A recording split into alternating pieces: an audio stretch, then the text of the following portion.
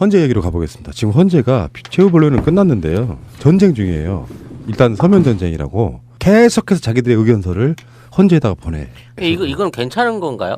종료가 됐는데 서면으로 보내는. 최종 결론을 내리기 전에 의견 같은 것들을 계속 보내면서 반영해달라고 일종의 탄원서 같은 겁니다. 우리 일반적으로 왜 누구누구 구속 같은 거 뽑아갈 때 요거 해달라고 계속 의견서를 보내는 거죠. 그래서 지금 헌재에서 다루어지는 이야기와 박근혜 대리인단 쪽의 이야기 중에요. 이 이야기를 먼저 한번 해볼게요. 박근혜 쪽에서 시비를 걸고 있는 첫 번째가 뭐냐면은 절차에 대한 문제입니다. 그 절차가 뭐냐면은 원천적 무효인 게 국회에서 14개의 탄핵 사유를 걸어서 일괄 통과시켰다는 걸 문제 삼고 있어요. 하나씩 다 했어야 된다는 거야.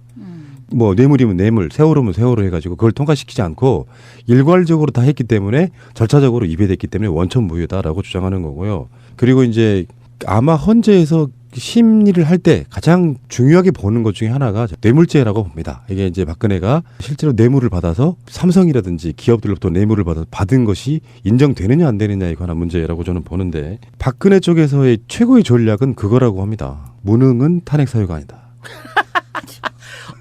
나 이게 참 맞긴 한데 굉장히 화가 나는데 내가 일을 잘못한 게 아니야. 나를 일을 못하는 사람이야 원래. 왜 나 같은 걸 뽑아놓고 탄핵을 시키려고 그래? 와 뻔뻔하다 이건 진짜. 그러니까 박근혜는 몰랐다. 최순실이 다 한 거다. 바로 우리가 예상했던 바로 그대로예요. 그래서 최순실의 그런 비위 행위를 몰랐다고 하면 그것이 무능한 것은 되지만 탄핵 사유는 되지 않는다라고 주장하고 있는 거예요. 그러니까 우리가 세월호랑 좀 비슷하잖아요. 세월호도 계속 무능으로 몰아갔잖아요. 해경 등등의 정부 조직이 무능해서 세월호 승객들을 구하지 못했다라고 몰고 갔잖아요. 그런 거랑 좀 비슷한 방식이거든요. 그러니까 일반 공무원들은 무능하면 징계 먹어요. 대통령은 제가 우리 방송에 얘기했던 게 그거잖아요. 일반 공무원들은 무능하면 자천되거나 징계를 먹는단 말이에요. 그래서 그런데 세월호 관련해서 무능하거나 일을 못할 경우에 징계를 안 했잖아요. 해경은.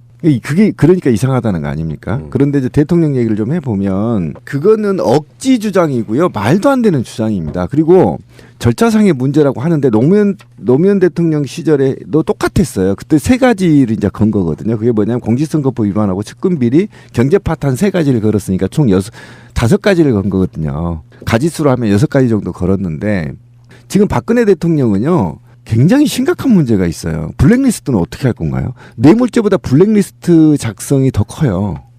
헌법에 직접 위반 행위입니다. 그다음에 권한남용도 있고요. 그다음에 세월호와 관련해서 변호인단이 주장한 것도 논쟁의 여지가 있습니다. 어떤 논쟁이 있냐면 헌법에는 국민의 생명 보호의 의무를 하라고 되어 있거든요. 그러니까 뭐냐면 세월호가 터졌으면 대통령이 즉시 이 세월호에 생명을 잃어갈 수 있는 국민의 생명을 보호하기 위해서 어떤 조치를 했느냐 하지 않았다면 그것은 위반인 겁니다. 의무 위반 대통령의. 국민 앞에 서명을 했지 않습니까?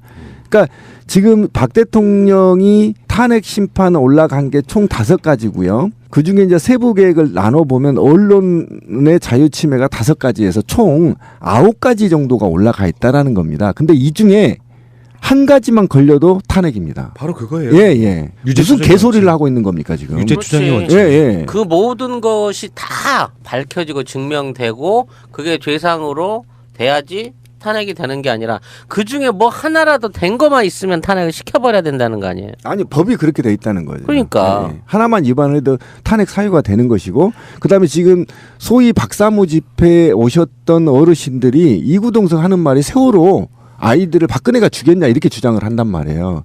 세월호 광장에 와서 막 삭대질하면서 저한테도 이제 지난 주말에 또 제 핸드폰을 다 뒤졌거든요. 그 친구들이 또 와서. 그러니까 그 정도로 하는 이유가 뭐냐면 그게 헌법에 보장돼 있습니다. 국민의 생명 보호 의무 위반이라는 겁니다. 사람이 국민이 막 몇백 명이 죽고 있는데 대통령이 관저에 직무실에도 안 있고 관저에 앉아서 보톡스나 쳐맞고 이러면 이게 위반인 겁니다. 그러지 말라는 거예요, 법이. 예, 근데 최종 변론할 때요. 그 박근혜가 최후 진술 있잖아요. 이거를 서면으로 갖고 와서 이제 읽었어요. 변호사가. 박근혜 대행 황재민님이 주요 내용만 한번 읽어보시겠습니다. 맞들였어요 요새 이 연기에. 저는 20대 초반 어머니를 여의고 아버지를 도와 퍼스트 레이디 역할을 대행했을 때부터 청와대에 들어온 민원을 점검하고 담당 부서들이 잘 처리하고 있는지를 일일이 확인해야만 마음이 놓였으며 영세한 기업이나 어렵고 소외된 계층의 어려움을 조금이라도 덜어주는 것이 국가 발전에 이바지하는 것이라고 생각을 했습니다. 잠깐만 이거 무슨 스펙 관리하는 것도 아니고 뭐 하는 거야 지금? 자소서. 자기소개서. 저는 여러분들도 잘 아시듯이 어렵고 아픈 시절을 보내면서 많은 사람들이 등을 돌리는 아픔을 겪었었습니다. 최순실은 이런 제게 과거 오랫동안 가족들이 있으면 챙겨줄 옷가지, 생필품 등 소소한 것들을 도와주었던 사람이었습니다. 흑유. 저는 그간 누누이 말씀드린 것처럼 공직에 있는 동안은 저 자신을 철저하게 관리하여 어떠한 구설도 받지 않으려 노력해왔으며 삼성그룹의 이재용 부회장은 물론 어떤 기업인들로부터도 국민연금이든 뭐든 부정한 청탁을 받거나 이를 들어준 바가 없고 또한 그와 관련해서 어떠한 불법적인 이익도 얻은 사실이 없습니다. 흑유. 저는 정치인으로서 지켜야 할 가치 중 가장 중요한 것은 국민과 한 약속을 지키는 것이라고 믿고 살아왔습니다. 대통령으로 취임한 그날부터 국민과의 약속을 실천하기 위해 저의 모든 시간과 노력을 쏟아 일해왔습니다. 마음속으로 빙의가 되네. 진짜로 읽는 것 같아. 지금 받고 싶어 지금. 말은 그럴듯해. 일단 거기에 보면은 최순실에 대해서 심부름이나 했던 심부름꾼 그런 느낌으로 이야기를 했고 그러면서 이게 묘해요. 그러니까 무능해서 최순실이 한 거는 몰랐던 사람인데 그 사람하고 나하고는 그렇게 막역한 사이라고 말할 수는 없다. 이런 논리를 갖고 있는데 두 번째는 실제로 최순실을 통해 가지고 이재용이라든지 기업들에게 청탁을 받게 되면 그것을 박근혜를 통해 가지고 기업들한테 건네주는 그런 방식으로 계속 뭔가 일을 처리해 왔잖아요. 근데 나한테 내 통장으로 들어온 게 없다. 한지갑론을 생각하고 무시하면서 그러면 누군가는 이익을 벌었는데 그 이익은 최순실이 가져간 거다. 이런 논리인 거잖아요, 결국은. 그냥 내 시녀가 그냥 내다바이 했다. 나는 모르고 그런 그러니까 얘기죠. 어쨌든 4개의 문단에 걸쳐서 굉장히 지능적으로 플레이를 한 건데 어쨌든 이거는 지금 이 메시지가 한번 보십시다. 1문단에 보면 10대 초반에 어머니를 여의고 아버지를 도와 퍼스트레이드를 했다. 이렇게 얘기한 것부터 보면 이게 법률적인 변론어가 아니에요. 그렇죠. 제가 뭘 얘기하는가 아시죠? 자소서라고 그랬잖아요. 그렇죠. 이 메시지는요.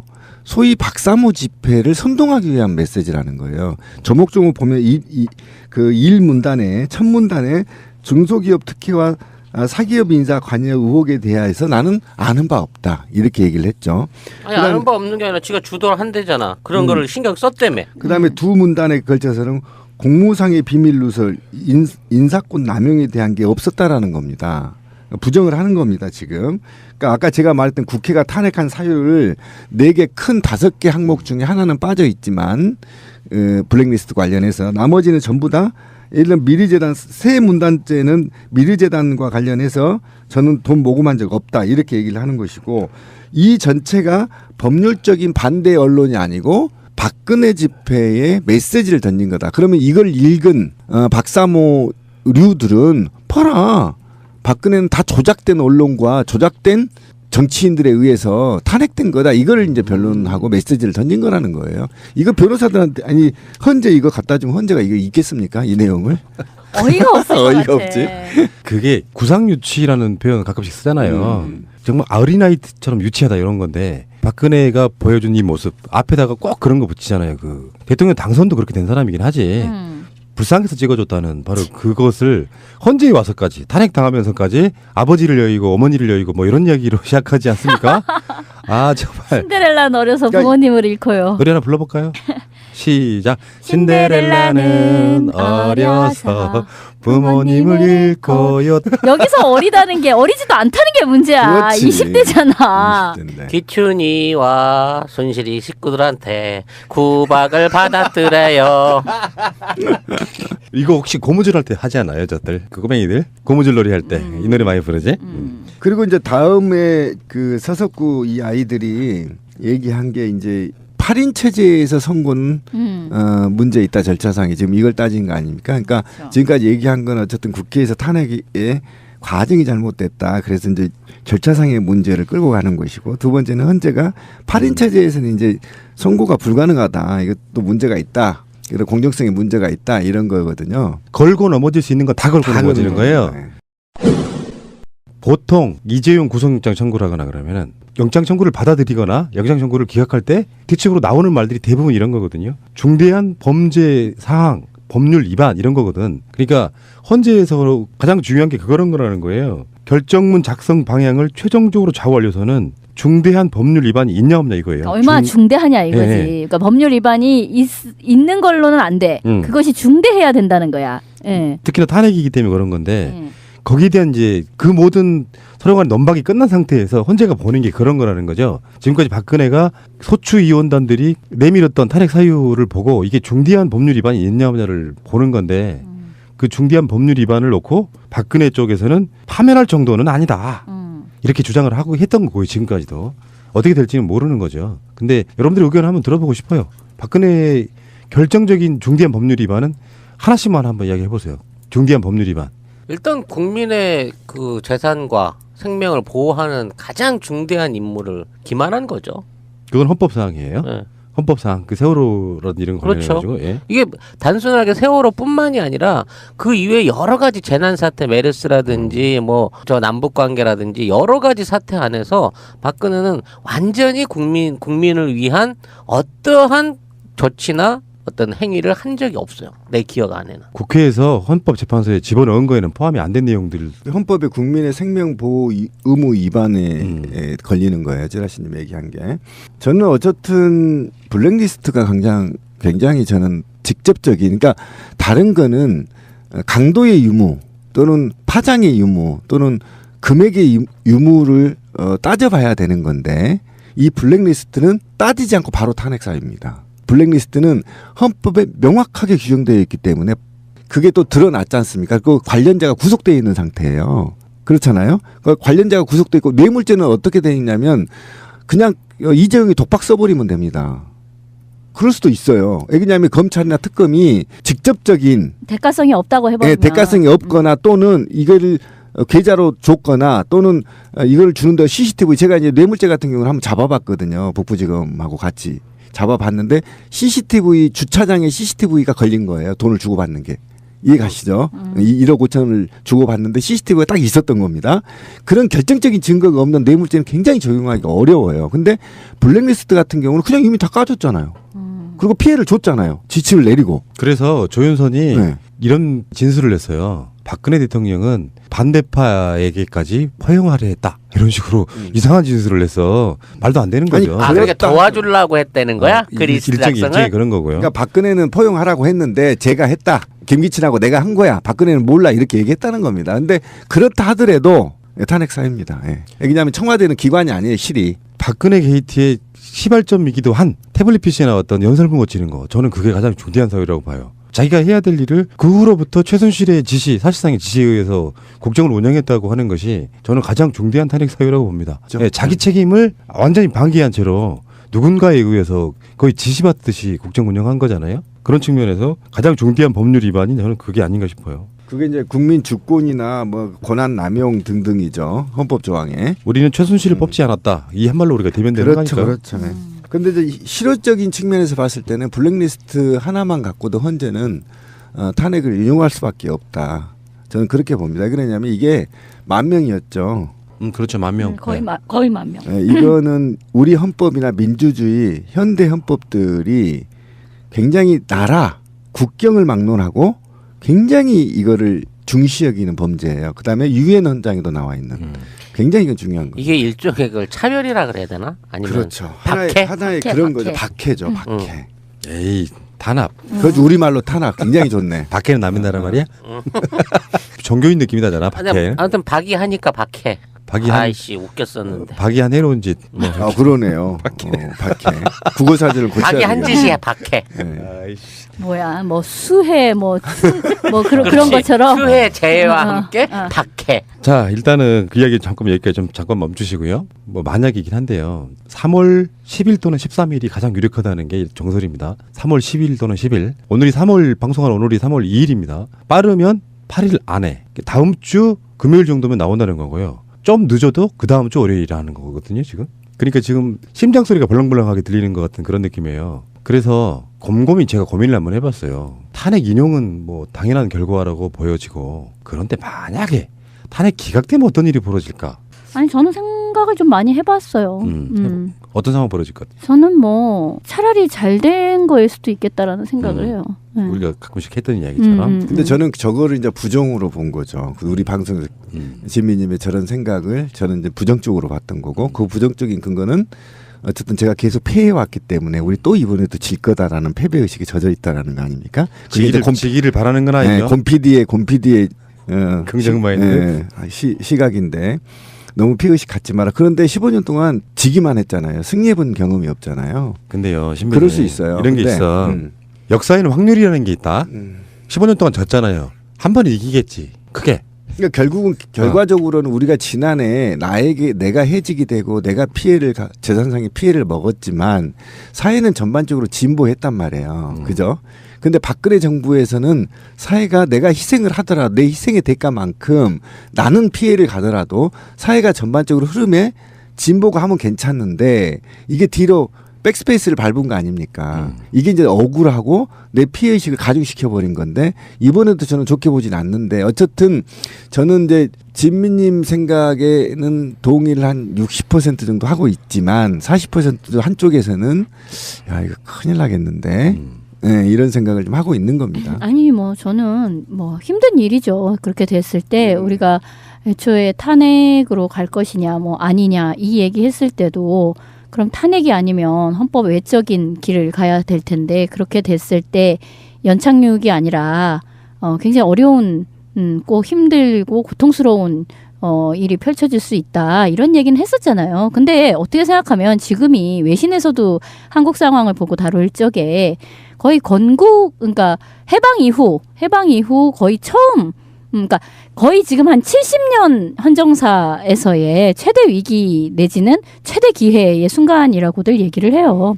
그러니까 우리가 이를테면 지금 특검이 뭐 해체된 문제라든가 이런 것을 반민특위 해체의 어떤 순간 같은 것과 어떤 비슷하게 유비하는 문제가 있고요. 지금 나와 있는 3.1절 집회에서 양쪽이 지금 다 거리에 나와서 두 개의 집회를 가진 상황이잖아요. 이게 46년인가요? 7년인가요? 그러니까 해방정국 때에 그런 일이 있었어요. 45년부터 46년 계속 그랬었죠. 해방정국 때에 3.1절을 일테면 그 뭐 단독정부 수립은 안 된다. 우리가 통일 정부를 수립해야 된다. 그리고 한반도의 자주 독립국가의 수립, 완전한 자주 독립국가의 수립을 완수해야 한다. 라는 것을 이야기하는 그런 집회가 있고 한쪽에서는 또 이제 구구단체의 집회가 있고 그렇게 해가지고 실제로 길에서 한판 붙은 그런 일들이 있었단 말이에요. 그러니까 뭐 동대문 방향에서 집회가 있고 남산 쪽에서 집회가 있고 해가지고 결국 남대문에서 한판 붙고 하는 그런 일들, 그러니까 해방정국에서 일어났던 일들이 지금 다시 나타나고 있는 거예요. 그렇다라고 하면 우리가 고통스럽더라도 역사 전체를 조망하는 눈을 좀 가져볼 필요가 있겠다.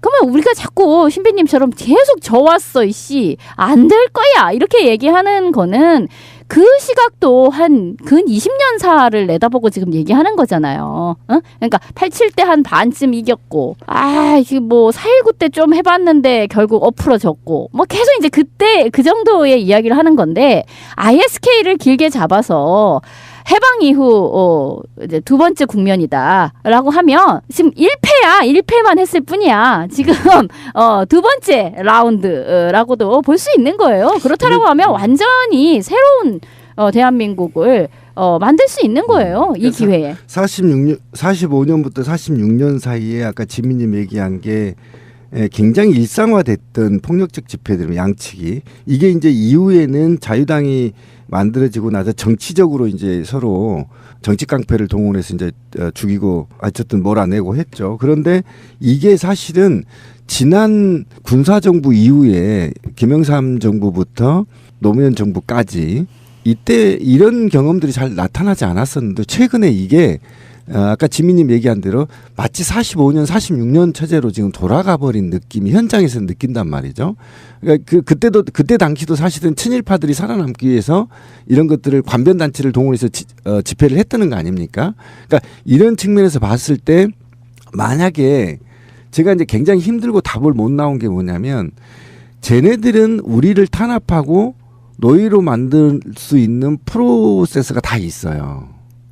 예, 지금 쟤네들이 처음에 열 몇 명으로 시작해서 적어도 어제가 7만 명이 나왔다면 7만 명을 모아낼 수 있는 조직이 있고 또는 이념이 있고 또는 저들은 기득권 세력들이 있단 말이에요.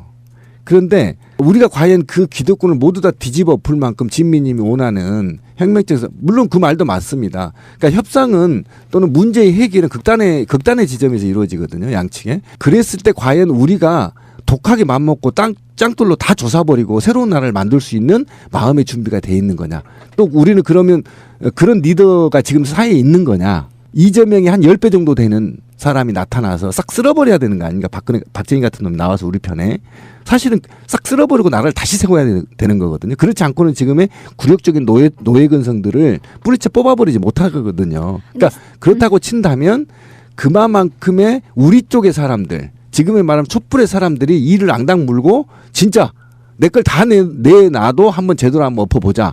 라는 의지에 철학이 있는 거냐 이런 문제 이제 의심이 아니, 가는 그런 거예요. 지금 우려를 하시는 거는 잘 이해를 해요. 근데 원래 혁명의 상황이라는 거는요. 갑자기 어느 순간에 뭐가 닥치는 방식이 아니고요. 약간씩 군부를 떼면서 상호간에 서로 주체가 만들어져 가는 과정이 있는 거예요. 그러니까 평상시에서는 굉장히 느리게 진행될 일이 혁명의 상황에서는 굉장히 빠르게 진행은 됩니다. 근데 일테면 이런 거죠. 잘해보려고 했어. 일테면 탄핵 뭐 이런 방식으로 하고 연착륙하고 정치도 이런 식으로 대선 치르고 이렇게 잘해보려 그랬어. 착착. 그런데 만약에 여기서 이제 엇박자가 나기 시작을 하면서 탄핵이 기각이 돼버린다. 엎으러진다. 이제 거기서도 이제 한 발이 삐끄덕 나가는 거죠. 한 발이 삐끄덕 나갔을 때 그때에 사람들의 어떤 인내심이 바닥이 나게 되고 그 전까지는 이를테면 뭐 문재인으로 대표되는 어느 정도의 좀 연성파라고 할 수 있는 그리고 결국은 어떤 연정과 협치에, 그러니까 대선 이후에 문재인을 중심으로 연정과 협치의 방식의 그런 수순으로 밟고 나가려고 했었던 것들이 또 엎으러지게 되면 결과적으로는 지금 신비님 얘기한 것처럼 이재명이 됐든 혹은 또 다른 어떤 인물이 되었든지 간에 어떤 카리스마를 가지고 있는 방식의 어떤 사람 또 그를 중심으로 어떤 사람들이 다시 재편되게 되는 거예요. 전선이. 그러면서 우리가 여기까지는 생각을 안 했는데 그다음 우리가 요 정도에서 마무리 지으려고 했는데 아이고 안 되네. 그다음 이런 식으로 해가지고 점점 일이 커지게 되는 것이지 모든 것이 다 준비된 상태에서 혁명이 오는 게 아니죠. 근데요, 제가 질문을 던진 제가 죄송하지만 저는 탄핵이 인용될 거라고 확신합니다. 네, 저도 확신합니다. 근데 그 이유가 있어요. 그 이유를 제가 잠깐 말씀드려보면 저쪽에서 컨트롤하는 자들도요. 물론 그들이 뭐 헌법재판소를 컨트롤한다는 게 아니라 그들도 탄핵이 인용되기를 바랄 거라는 생각을 해봤어요. 실제로 박근혜는 지능 권력이잖아요. 어차피 탄핵이 안 돼도 12월 달이면 사실상 끝나요. 그렇죠. 근데 박근혜가 탄핵이 안 됐을 때, 기각됐을 때의 국가적인 혼란은 이게 헌법재판소가 가장 정치적인 기관이라고 그랬지 않습니까? 국민의 여론을 받아서 만들어진 것이고 그 여론에 반하는 판결을 할 수 없는 사람들이라고 본다면 그들 입장에서 일종의 그게 반역이거든요. 헌법 자체 이후에 국민이 있는데 그 국민의 뜻에 반하는 반역이란 말이에요. 그 반역이 일어나면 일단 한 일주일은 박근혜 천하가 될 겁니다. 수복된 박근혜의 권력. 그래서 봐라 탄핵이 잘못됐지 않았냐고 온갖 기세를 올릴 거예요. 근데 거기 하나 관거한 게 있어요. 신비님처럼 15년 동안 피해만 당했던 분들은 또 그런 식으로 어떻게 덮어버릴 것이다 생각하지만 이미 우리는 그 사이에 몇 개월 동안 고기를 먹어본 놈이 된 거예요. 100만 명씩 나와가지고 뭔가 해본 사람들이 된 거예요. 그들이 만약에 박근혜가 기각되고 나서 이런 방식으로 가면 결국엔 대선까지 가겠죠. 약간 혼란이 있다가. 근데 대선에서 쫄망하는 방법은 저는 그거라고 보는 입장이기 때문에 저쪽에서도 오히려 박근혜를 탄핵을 인용시킨 뒤에 불쌍한 박근혜 대통령의 한풀이를 위해서라도 표를 모아달라 이런 전략으로 가지 않을까 저는 그렇게 생각해 보는 거거든요. 그러니까 저쪽 컨트롤하는 사람들이 굳이 탄핵을 기각시키려고 노력하지 않을 것이다라고 한번 예측을 해보는 거예요. 장기적으로 봤을 때. 단기적으로는 박근혜의 명분이 쌓이겠죠. 뭐 한 언론들이 온갖 언론들이 이제 뭐 국회의 잘못과 야당의 잘못과를 이야기하겠지만 그걸 그냥 지켜보고 있겠냐. 제 입장은 제 뭐 생각은 그거는 똑같아요. 99% 탄핵은 저도 인정을 하는데 만에 하나 1%라도 기각이 될 경우에 사회는 어떻게 혼란에 빠질 거냐의 이 문제에 우리가 논의가 된 거기 때문에 어쨌든 촛불은 민주노총 중심으로 해서 탄핵이 기각될 경우에 사회 혼란을 막을 수 없을 뿐만 아니라 17잘 때 분명히 메시지를 던졌죠. 그리고 기존의 87 체제로 돌아가서 모조리 태워버리겠다라는 메시지를 분명히 던졌어요. 민주노총. 100개의 횃불을 들면서 87 체제 자체도 무너지게 되는 그렇죠. 거예요. 그렇게 그렇게 되면 되는 겁니다. 그 상황에서 이제 혁명적 상황이 도래하는 것이고 그때는 아니, 그러니까 이제 그 혁명적인 민중의 압박으로 새로운 어떤 그 개헌 내지는 어떤 새로운 공화국의 수립까지를 가게 되는 건데 그 과정이 굉장히 지난할 겁니다. 그리고 저쪽 사람들도 다 죽은 게 아니잖아요. 이를테면 왕당파. 왜 프랑스 혁명도 근 100년 넘도록 엎치락뒤치락이 있었던 거예요. 생각해보면 우리는 70년 동안 지금 이 체제 하에서 왔던 것인데 이것도 사실은 진퇴가 있는 거예요. 얼마든지 조정 국면이 있을 수 있는 겁니다. 여기에서 더 나갈 수도 있고요. 반동의 회오리가 몰아칠 수도 있겠죠. 근데 지금 봤을 때 우리는 겨울 동안 뭘 한 겁니까? 그렇다면 길바닥에 나와서 원래 파업도 노동자의 학교라는 말이 있는데 그런 식의 집회를 경험하면서 100만 명씩이 모이면서 아무것도 이룬 게 없고 반동의 역풍을 맞는다? 그러면 이쪽인들 반동의 역풍이 안 불겠냐고. 반대로 이쪽인들 가만히 있겠냐고. 그러니까 결국은 성난 민중의 힘에 의해서 87 체제가 이제 확실하게 무너지게 되는 것이고 조기 대선뿐만이 아니라 조기 총선까지를 가져오게 되는 거죠. 개헌 플러스 조기 총선 플러스 조기 대선 이렇게 되는 거죠. 아니, 기각되면 그거 할 수가 없죠. 아니 대통령이 된다니까. 있는데. 그게 아니라 혁명적 상황이 오는 거라고 그때는. 그렇게 되면 지금 논의되고 있는 무슨 이원 집정부제가 어떻고 하는 그런 방식이 아니라 강력한 카리스마를 지닌 어떤 대통령 중심제의 어떤 3인주의적인 것까지를 포함한 그런 형태의 공화국에 이게 수립되게 될 수 있는 거죠. 그러니까 저는 이제 그게 이제 이 논쟁을 좀 길게 하기가 어려운데 다음에 한번 해보기로 하지만 그러면 그 촛불에 나온 광장에 나온 232만의 연인원 어쨌든 1,400만의 촛불이 강력한 리더십을 기다리느냐? 기다리지 않는다는 거예요, 제 얘기는. 이게 이제 굉장히 깊게 들어간 얘기인데 예전에 과거에 1인 체제의 리더십을 우리 대중이 기다리는 거냐? 절대 저는 그렇게 않다고 본다. 그리고 미래 사회에 만약에 그런 리더가 만들어지고 나와서 이 나라를 다시 재구성한다고 해도 바람직하지 않는 나라다. 오히려 다중이 끌고 가는 나라가 돼야 되는 것인데 그런 측면에서 봤을 때는 이게 지금 모호성이 있단 말이에요. 굉장히 모호성이 있고 그다음에 최근에 이제 한국인들이 이 혁명적 사항을 내가 갖고 있는 걸 다 내올 만큼의 위기 사항으로 인식하느냐, 혁명적으로 그렇게 끌고 가느냐. 그러기에는 너무나 초콜릿 맛을 달게 느끼고 있다라는 겁니다. 한국인들이. 그런 측면에서 사실은 저는 혁명적 정국까지 가기에는 굉장히 무리가 있는 거여서 굉장히 그 과정이 지난한 투쟁이 이어질 거고 그다음에 그것들은 또 선도적인 활동가 중심으로 싸움이 될 가능성이 굉장히 높다라는 것이 제 우려인 거예요. 근데 뭐 언제나 그렇잖아요. 역사의 필연이라는 게 있기 마련이니까요. 그렇죠. 한두 사람의 선택에 의해서가 아니라 역사의 어떤 필연, 누구도 멈출 수 없는 역사의 필연이라는 게 있기 마련이라서 혁명적 상황이 도래하면 할 수 없는 거예요. 그들은 그들대로 열심히 지금 태극기 들고 나왔잖아요. 그 사람들도 이를테면 역사를 진행시키느라 그러고 있는 거예요.